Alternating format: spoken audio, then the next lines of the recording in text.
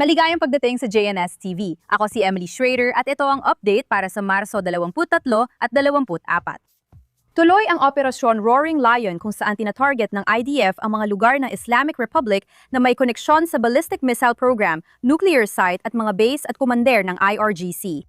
Nagpakawala ang Islamic Republic ng daan-daang misil at drone sa Israel na nagdulot ng 19 na patay.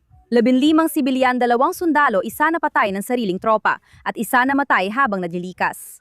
Mahigit 4,584 ang sugatan 14,000 na ulat ng nasirang ari-arian ang naitala at higit sa 3,000 sasakyan ang nawasak.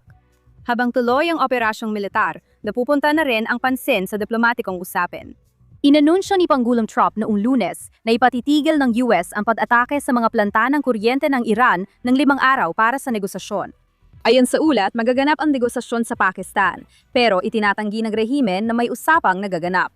Kasama raw sa negosasyon sina Jared Kushner, US Envoy Steve Witkoff at umano'y si Mohammad Bagheri Ghalibaf, Speaker ng Parlamento ng Iran at dating IRGC Commander. Sinabi ng US President na may kausap silang posibleng umalis ng Iran pero hindi binanggit kung sino. Klaro ang mga kondisyon ng US, walang nuclear enrichment, pagsuko ng mahigit 400 kilo ng highly enriched uranium, limitadong missile program, at tigan suporta sa mga teroristang proxy sa buong reyon. Dahil dito, malabo ang kasunduan kahit humina pa ang rehimen. Gayunpaman, handa pa rin ang US na subukan. Itinanggi ng rehimen at ni Ghalibaf ang mga usapan, kahit may ulat na gusto ng Tehran ng garantiya na di na muling magsimula ang digmaan, kompensasyon sa pinsala at kontrol sa Strait of Hormuz. Ayon kay punong ministro Netanyahu, naniniwala si Pangulong Trump na maaring gamitin ang tagumpay ng Israel Defense Forces at US military para makamit ang layunin ng digmaan sa pamamagitan ng kasunduang puprotekta sa interes ng Israel. Sinabi rin niya na tuloy pa rin ang pag-atake ng Israel sa Iran at Lebanon habang may pag-uusap. Ngunit ang pressure na ituloy ang digmaan ay galing sa Saudi Arabia, hindi sa Israel. Iniulat ng The New York Times na hinihikayat ni Saudi Crown Prince Mohammed bin Salman si Trump na ipagpatuloy ang laban sa rehimen dahil nakikita niya ang Islamic Republic bilang pangmatagalang banta. Tungkol sa sitwasyon sa Israel, patuloy itong binabayo na malalakas na pag-atake nito nakaraang 2 araw. Noong Martes na umaga, 6 na beses tumunog ang mga sirena bago magtanghali. Sa madaling araw na pag-atake, tinamaan ng 100 kilogram na warhead ang gitna ng Tel Aviv sa residential area na nagdulot ng 6 na sugatan. Ilang oras ang lumipas, isang ballistic missile ang pinakawalan sa Negev, katimugang Israel, na nagdulot ng 3 sugatan kabilang ang isang sanggol ayon kay Magwenda Vida Dome. Ilang beses tumunog ang mga sirena bilang babala sa mga paparating na ballistic missile at naiulat ang bahagyong pinsala sa ilang gusali sa timog kasama ang isang paaralan. Ngayon, habang patuloy ang pambobomba sa gitna at timog ng Israel, tumitindi rin ang labanan sa Hilaga. 30 rocket ang pinaputok mula Lebanon papuntang Hilaga noong Martes ng umaga sa 2 sunod na pag-atake ng Hezbollah na nagpaalarma ng mga sirena sa mga baybaying komunidad tulad ng Akko at Nahariya.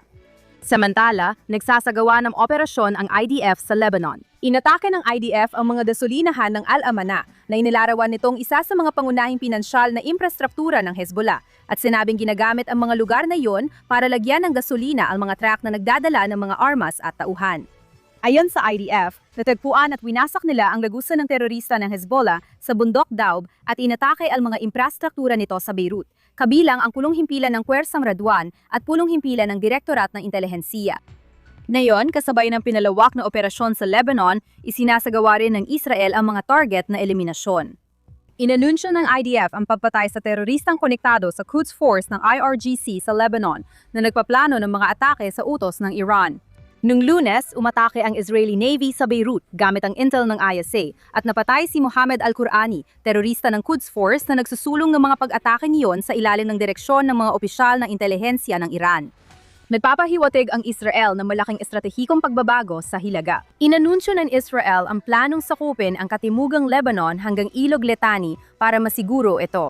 Sa isang pagpupulong kasamang hepe ng sandatahang lakas, sinabi ni Israel Katz, Ministro ng Depensa ng Israel, na kokontroli ng mga puwersang Israeli ang natitirang tulay at security zone hanggang Litani bilang depensibong buffer. Sa panig ng Lebanon, may mga palatandaan din ng epekto sa politika. Ang itinalagang embahador ng Islamic Republic ay idineklarang persona non grata ng Lebanon sa isang nakakagulat na pangyayari.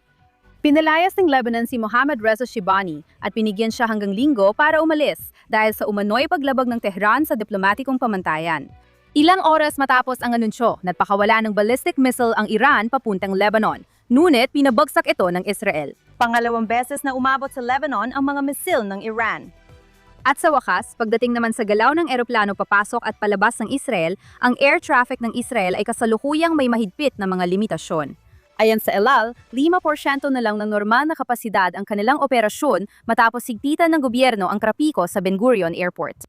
Pinapayagan lang ng patakaran ang tigisang papasok at palabas na flight kada oras at hanggang 50 pasahero lang ang palabas na flight.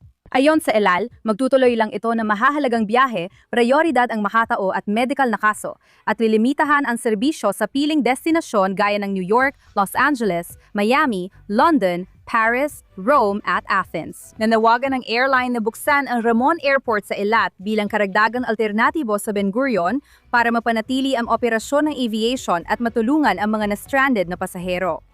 Narito ang update na yon. Patuloy ang pambobomba sa Israel, lumalawak ang Northern Front, hindi pa malinaw ang diplomatikong usapan at parehong naghahanda ang Israel at rehiyon sa susunod na mangyayari kahit may usapan ni Trump tungkol sa kasunduan. Ako si Emily Schrader at nanonood kayo ng JNS TV.